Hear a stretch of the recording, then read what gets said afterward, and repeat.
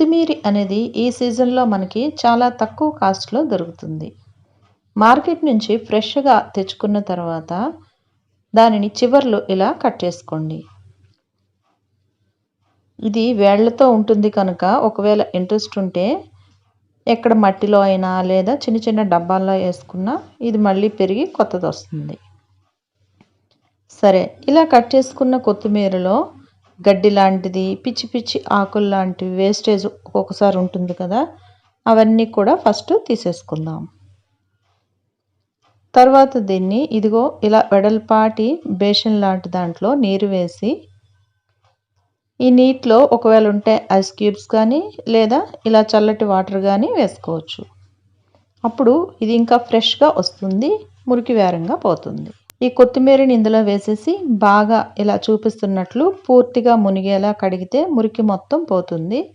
తర్వాత మరలా మంచి నీటిలో వేరే సపరేట్ దాంట్లో మళ్ళీ ఇలా వెడల్పాటి దాంట్లోనే వేసుకొని కడిగేసుకుంటే నీరు ఇదిగోండి మురికంతా పోయి ఇలా నీరు వైట్గా అవుతుంది అన్నప్పుడు 2 సార్లుగా వచ్చేసింది. ఇప్పుడు కడిగిన దాన్ని ఇలాంటి కన్నాలున్న అంటే నీరు వాడ్చే దాంట్లో వేసుకొని ఒక 10 మినిట్స్ ఉంచితే నీరంతా పూర్తిగా కిందకి వెళ్ళి పూర్తిగా ఆకులన్నీ డ్రై అయిపోతాయి. ఇప్పుడు వీటిని తీసి ఒక కాటన్ క్లాత్లో పలాచగా ఇదిగో ఇలా చూస్తున్నట్లు కొద్ది కొద్దిగా వేసుకొని మొత్తం అన్నీ ఇలా వేసేసి ఆరబెట్టేసుకుందాం. ఇది పూర్తిగా డ్రై అవ్వడానికైతే 2 రోజులు పట్టింది. ఇదిగోండి పూర్తిగా డ్రై అయిపోయింది.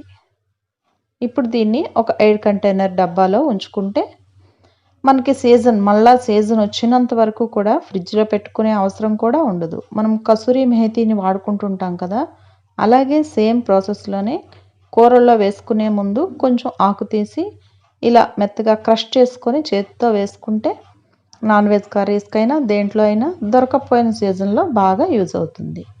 ఇది బయటే 1 సంవత్సరం వరకు కూడా పాడవకుండా ఉంటుంది.